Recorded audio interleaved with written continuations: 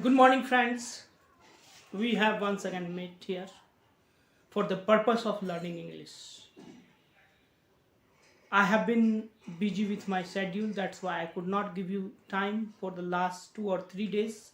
My classes could not be scheduled. For that, I am very sorry. I hope that you have enjoyed holy holidays and you are fresh of mind so you can attend my lectures again. This video is particularly made for the class which has not been scheduled for the last 2 or 3 weeks. So in this lecture you will be able to know about the classes what could have been scheduled but could not be scheduled. Now the topic of this class is how to make translation.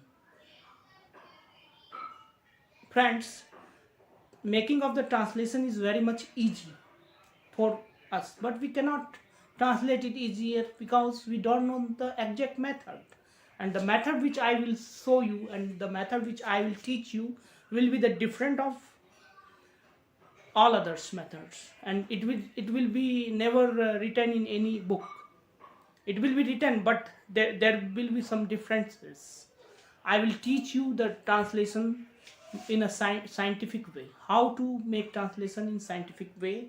This is the motto of my class, and I will teach you. And in the next 1 hour, I will teach you how to make translation. First of all,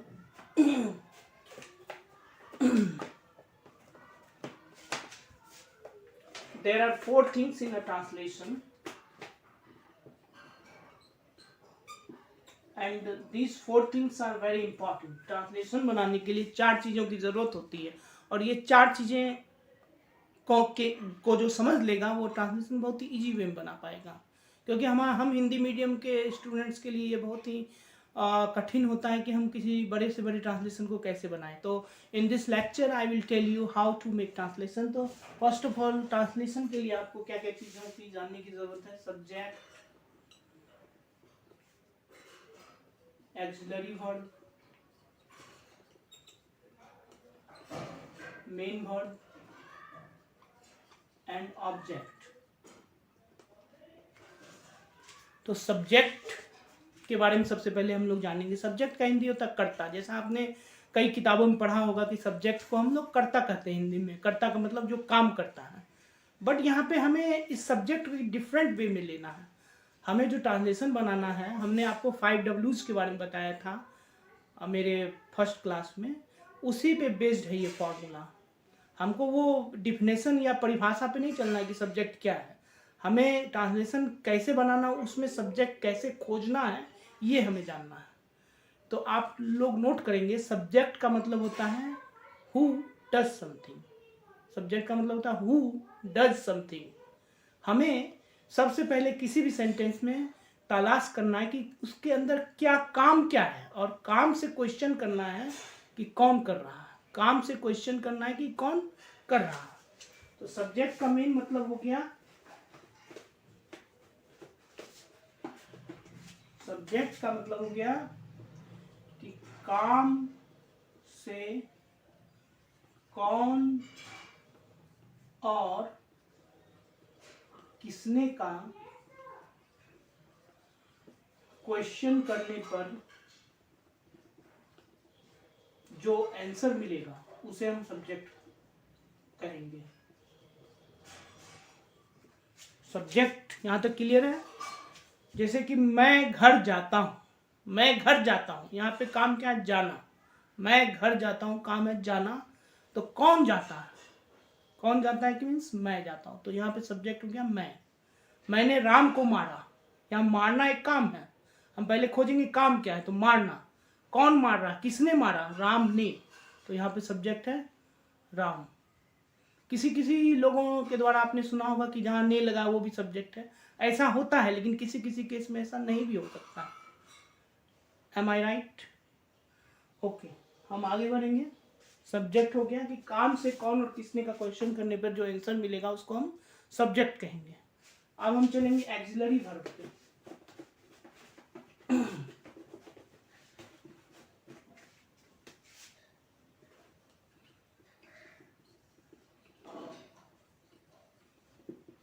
axillary verb जो हैं वो किसी भी sentence को translation बनाने में मदद करते हैं। एक्सिलरी मीन्स होता है सहायक क्रिया। जो एक्सिलरी वर्ब होते हैं इनकी संख्या 24 होती है। Is, are, am, was, were, has, have, had, do, does, did, can, could, may, might, must, should, would, use to, dare, need, ये 24 एक्सिलरी वर्ब होते हैं जिनके माध्यम से हम किसी भी ट्रांसलेशन को बनाते हैं और ये उसको बनाने में सहायता प्रदान करते हैं। इसको हमें इसलिए जानना है क्योंकि इसके बिना कोई भी ट्रांसलेशन बनाना बहुत ही मतलब उसका मीनिंग कुछ भी नहीं आएगा। That clear?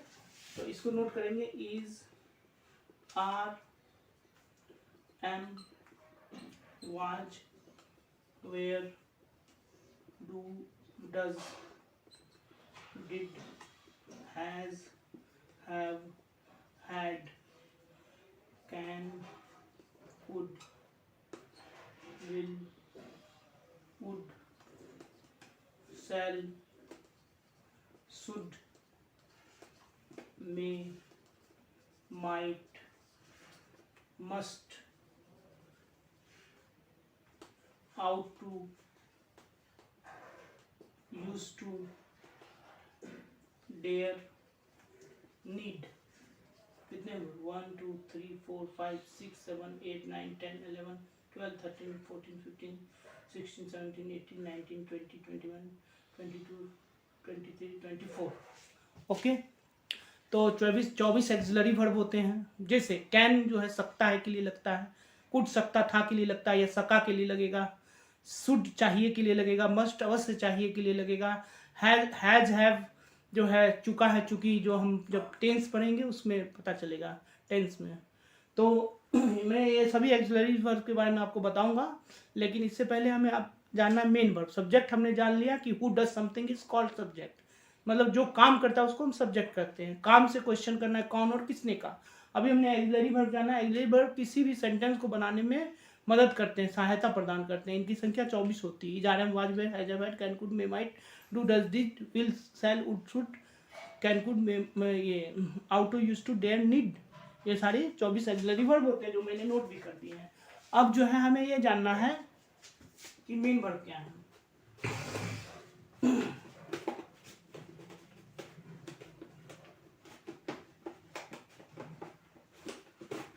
तो मेन वर्ब जो है, ऐसे तो मेन वर्ब का मतलब होता है मुख्य क्रिया, लेकिन हमको पहचानना है मेन वर्ब। तो मेन वर्ब का सिंपल मीनिंग है काम। हमें किसी भी सेंटेंस में देखना है कि उस सेंटेंस में काम क्या है। मैं घर जाता हूँ, जाना यहाँ पे काम है। मैंने उसको पीटा, पीटना यहाँ पे काम है। मैंने किताब खरीदी, खरीदना यहाँ पे काम है। मैं उसके घर जा रहा हूँ, जाना यहाँ पे काम है। राम ने मेले में किताब खरीदी, खरीदना यहाँ पे काम है। हम लोग वहाँ पे पिछले दिनों सिनेमा देखने गए थे, वहाँ पे काम है। काम तो बहुत है, देखने भी है, गए भी है, लेकिन वहाँ पे मेन काम क्या है?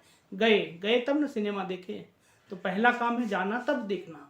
तो जो मेन काम है उसी को हम लोग मेन वर्ब कहेंगे।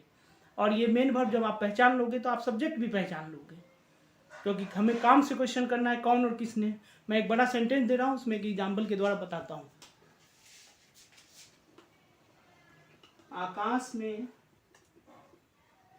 कई तारे रोज टिमटिमाते हैं। तो सबसे पहले हमें देखना है यहाँ पे काम क्या है। काम है टिमटिमाना। टिमटिमाना यहाँ पे एक काम है। कौन टिमटिमाता है? कई तारे। तो कई तारे क्या है? सब्जेक्ट है। Is that clear? अब हम लोग आगे बढ़ेंगे ऑब्जेक्ट के बारे में। क्योंकि क्लास का ड्यूरेशन बहुत ही शॉर्ट होता है, यूट्यूब पे अपलोड करने में समय भी लगता है, इसीलिए मैं थोड़ा स्पीड में खींच रहा हूँ। लेकिन मुझे ये विश्वास है कि मैं इस लेक्चर के माध्यम से आपको इन चीज़ों के बारे में अच्छी तरह से अवगत करा पा रहा हूँ। अगर कोई भी प्रॉब्लम होगी तो आप मुझे कमेंट बॉक्स में लिखेंगे, मैं उसको सॉल्व करूँगा। Is that clear? नाउ तो ऑब्जेक्ट का हिंदी होता है कर्म। जब हम लोग कारक पढ़ेंगे हिंदी में तो उसमें एक आता है कर्म, उसी को इंग्लिश में हम लोग ऑब्जेक्ट करते हैं।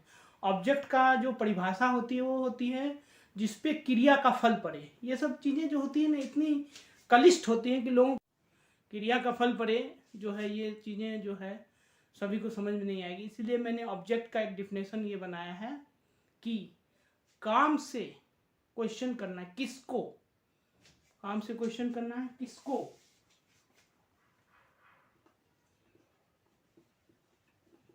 किसको का क्वेश्चन करने पर जो आंसर मिले, किसको और क्या, क्या का क्वेश्चन, काम से किसको का क्वेश्चन करने पे जो आंसर मिलता है उसको हम लोग ऑब्जेक्ट कहेंगे, या किसको या क्या। जैसे मैंने मेले में किताब खरीदी, तो काम क्या है यहाँ, खरीदना। तो खरीदना है तो क्या खरीदी, किताब खरीदी। मैंने राम को पीटा, पीटना या काम है, किसको पीटा, राम को। तो हम लोग यहाँ पे subject, main verb, auxiliary verb और ऑब्जेक्ट समझ चुके हैं। सब्जेक्ट का मतलब हु डज समथिंग, काम से कौन और किसको का, कौन और किसने का क्वेश्चन करना है तो सब्जेक्ट आ जाएगा। मेन वर्ब तो काम ही हो गया, और ऑब्जेक्ट हो गया कि जब हम काम से क्वेश्चन करेंगे क्या और किसको तो वो हो जाएगा ऑब्जेक्ट। एक सेंटेंस के माध्यम से हमने तीनों चीज़ों को समझ लिया है कि रात में आकाश में तारे टिमटिमाते हैं, तो काम है यहाँ टिमटिमाना, तो मेन वर्ब हो गया टिमटिमाना। कौन टिमटिमाते हैं, तारे, तो तारे क्या हो गया, सब्जेक्ट। अब मैं दूसरा एग्जांपल जिसमें मेन वर्ब, ऑब्जेक्ट और सब्जेक्ट तीनों आता है। राम ने मोहन को पीटा, तो काम क्या है, पीटना, तो पीटना क्या हो गया, मेन वर्ब। किसको पीटा, मोहन को, तो मोहन को पीटा, यानी कि को का आंसर आया मोहन, इसलिए मोहन क्या है, ऑब्जेक्ट। किसने पीटा, राम ने। किसने का आंसर आया, राम, तो राम क्या हो गया, सब्जेक्ट। ये तीनों चीज हम लोग जान गए।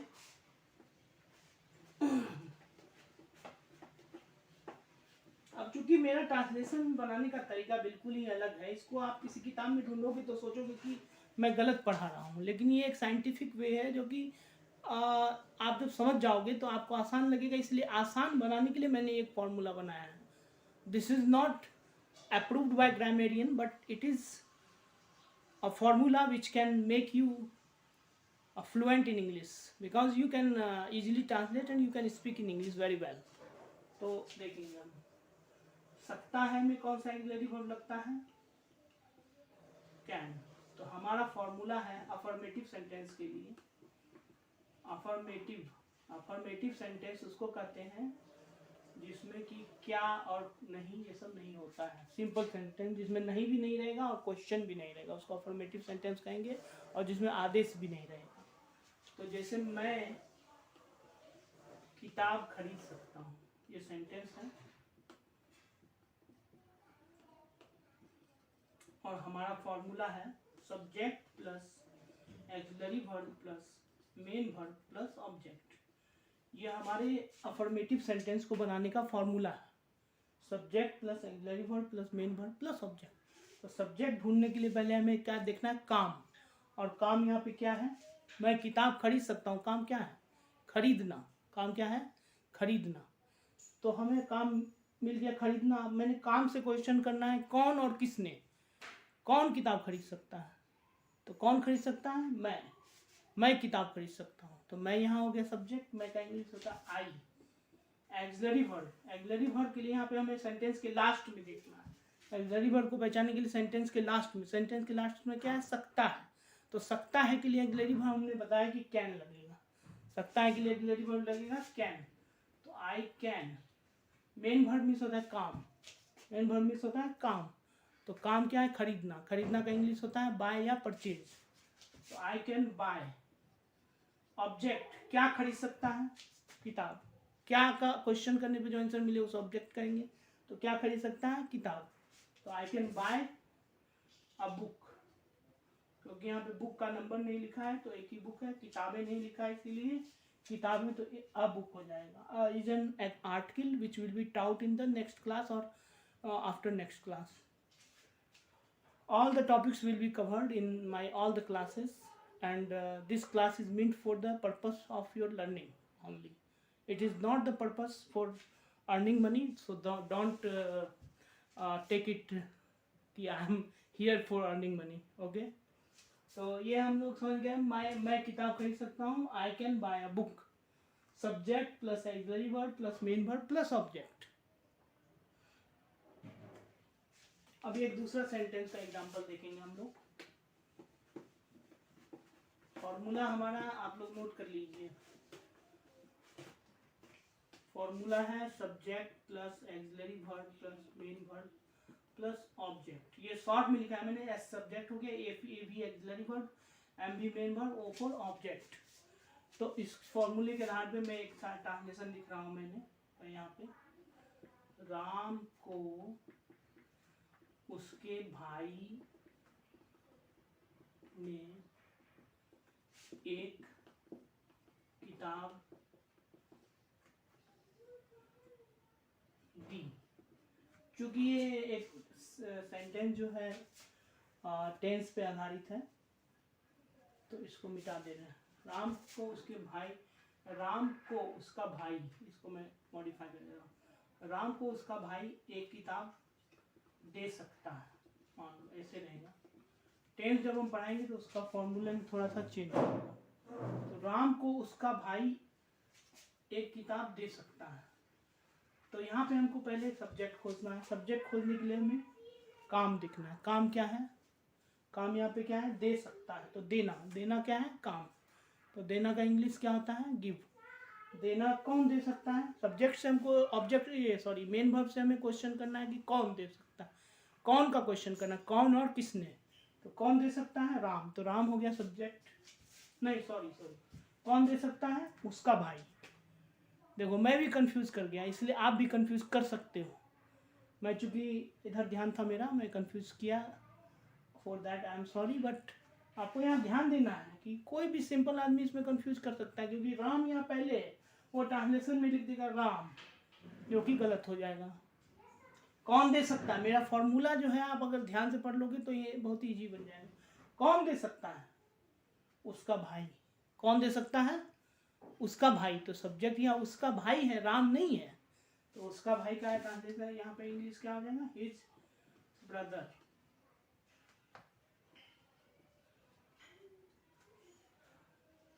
अब हमें एक्सिलरी वर्ब कैन, सकता, मेन वर्ब देना, गिव, ऑब्जेक्ट क्या दे सकता है। क्या दे सकता है? तो क्या दे सकता है? बुक। Give a book. किसको दे सकता है?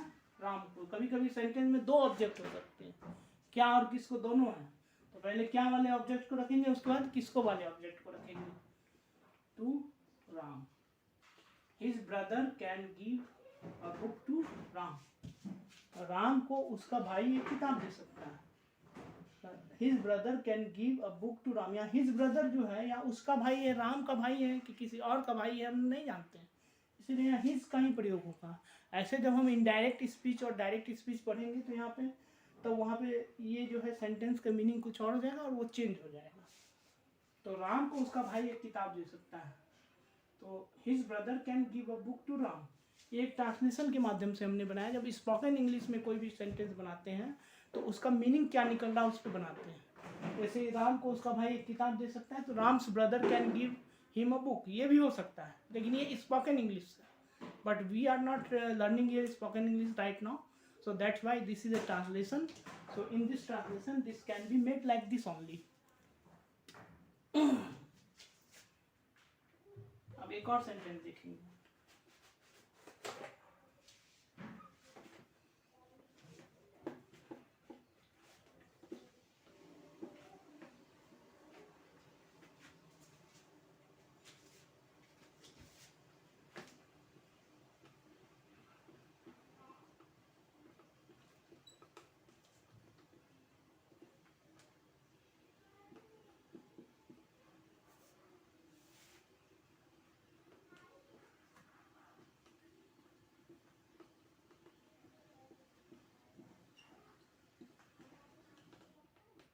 मेरे दोस्त की बहन को वह कल वहां बुला सकता है। तो इसमें पहले हमें देखना है कि सब्जेक्ट क्या है। सब्जेक्ट के लिए काम को देखेंगे। काम क्या है? बुलाना। तो कौन बुला सकता है? मेरे दोस्त की बहन को कौन बुला सकता है? वह। तो वह यहाँ पे क्या हो गया? सब्जेक्ट। वह है, वह क्या हो गया? सब्जेक्ट। तो सब्जेक्ट वह का हिंदी होता है, इंग्लिश होता है ही। एक्सिलरी वर्ब सकता है, कैन। मेन वर्ब काम। काम क्या है? बुलाना। बुलाना का इंग्लिश होता है call. He can call. Object क्या हो गया? किसको बुला सकता है, किसको नहीं। क्या बुला सकता है? मेरे दोस्त की बहन को, या किसको, क्या और किसको, तो क्या और किसको में क्या तो आंसर आ नहीं रहा है, तो किसको आ रहा है, किसको बुला सकता है, मेरे दोस्त की बहन को। He can call my friends sister, friends apostrophe लगेगा सिस्टर, कल वहां बुला सकता है, तो he can call my friend sister there, वहां बुला सकता है टुमारो, टुमारो आने वाला कल होगा। He can call my friends sister tomorrow, can call my friend sister there tomorrow, there means होता है वहाँ। तो यहाँ पे subject, auxiliary verb, main verb, object और जो बचे हुए चीज़ें हैं वो कॉम्प्लीमेंट कहलाते हैं। जैसे यहाँ बच गया कल और वहाँ, तो कल और वहाँ में पहले वहाँ आएगा तब कल आएगा, क्योंकि पहले वहाँ बुलाएगा, कब बुलाएगा, कल। यहाँ पे सब चीज़ जो है 5 Ws पे आधारित है। कहाँ, कहाँ का आंसर है वहाँ, कब, कब का आंसर है कल, सब चीज़ है। कौन का आंसर है ही। मैंने आपको 5 Ws बताया था। English is totally based on 5 Ws. Anything in this world is totally based on 5 Ws. Now I am summing up my class from here by ending this video, and I can very well understand that you may have some problem regarding this video. If you have any issue, then you can write in the comment box, and you can write in my personal WhatsApp who are attached with me on the Spark Spoken group. And if you have found something difficult to understand, you can share me without any hesitation. I am here with you, and I will be hoping that my videos will enhance your knowledge, and I will keep posted these type of videos in this YouTube channel also, and in the Spark Spoken group also. So if I have taught you anything which is not relevant, you just forget it, and what is relevant you just keep in your mind, because if you think about the wrong thing you cannot learn. If you think about the right, the positive thing, you can learn. Now thank you very much. Have a nice day to all of you.